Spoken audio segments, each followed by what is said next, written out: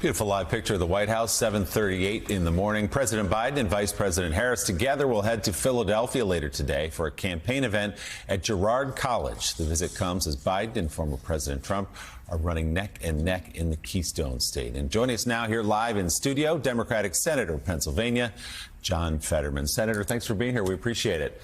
So let's start there with the president's visit. Obviously, this is a must-win state for him, as it was last time. Absolutely.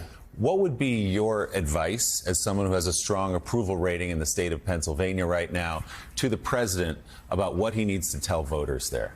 Well, I don't have any kinds of advice for him. You know, he's already won in 2020, and he's going to win in this one as well. I fundamentally believe that it's going to be a close race. I've been saying that same conversation since 2016, and it's going to be very. And that's what happened in 2016 that Trump was able to beat. But Biden carried Pennsylvania by 80,000 votes, and now he has a strong record. But it's still going to be close. And for that 8 years, Trump has a strong kinds of position in Pennsylvania. He definitely does. But I don't believe he can win ultimately. When you talk to your constituents, Senator, right now, what are they telling you? Is it inflation that concerns them most? Is it health care? What are the issues that are top of mind? Absolutely. I really do think, though, that the main issue is like the personalities. It's like, what do you want? Am I a voter? Do I want that kind of chaos and that kind of just the depravity? Or do you want like a decent president that got us through the pandemic, that has been addressing inflation and now has been addressing wars, both in the Ukraine and in Gaza as well, too? If you really think that Trump is going to make any of those situations better, I mean, that's their choice. But I do believe that enough Pennsylvanians are going to decide that this is our guy, that's my guy. In 2022, people were like, well, I don't know if you can campaign. He's not. I'm like, absolutely. I was proud to campaign with the president. And all these polls now, I'm not really concerned about that. The polls had me that I was going to lose by up to 1 or 2 points, and we won by 5. So I do believe that it's a close race. Senator, you have been the strongest, arguably the strongest supporter of Israel and Prime Minister Netanyahu of any Democrat. No matter what Prime Minister Netanyahu chooses to do in carrying out the war in Gaza, you support it. Now, clearly, you must understand we're not sitting around the table with the Joint Chiefs of Staff here. But the question is, with the way Netanyahu is waging the war, don't you think it might be the single best recruiting tool for Hamas ever conceived?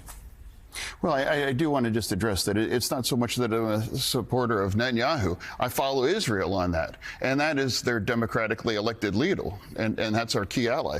So I'm going to support Israel in that. But to anybody that might be in that situation, it's like I'm going to lean in on democracy on that situation. I'll absolutely trust and work with somebody like Netanyahu before I would work with Hamas or some of the other places in play there as well, too. And it's a very difficult situation in Gaza, but I do believe that Hamas can be allowed to operate if there's going to be any enduring peace in this situation. So following up on the war there, we obviously had this strike at a tent camp in Rafah in recent days that killed several dozen civilians. Do you think that crossed some sort of red line? Should the U.S. now change how it supports Israel in terms of conditioning weapons and the like? Yeah, that tragedy, it's heartbreaking to see that. I saw the pictures. I always review all those kinds of pictures. But it also is the truth about this war. And that's what Hamas, those cowards hide behind civilians. And now it's becoming more and more that there was a dump of munitions there that exploded. That's where Hamas is hiding them. And that added more damage that way as well. So, and I don't understand why if Hamas wants peace, they could have taken that ceasefire deal a couple weeks ago. Or they could surrender right now if they were concerned about that. But they are all about trying to hang on because there's no connection. There's no connection with the suffering of Palestinians. They don't seem to care how many die or anything. But I do believe Israel does try to minimize that. But it's a very difficult war when they have to wage a war when they have Hamas hiding behind the civilians. Well, what happened in Rafah was atrocious. But I want to bring you back to your home state, since the president and vice president is going there today, particularly around black voters. You had the agricultural subcommittee, and one of the things in the Senate that you've emphasized that has a real disproportionate impact on blacks in your state and nationwide is SNAP. And the fact that there are those that are trying to bring the SNAP programs funding down. Talk about that in your fight to maintain that, because I think that a lot of what this election is going to be, from the president to the Senate down to the House, is on substantive issues.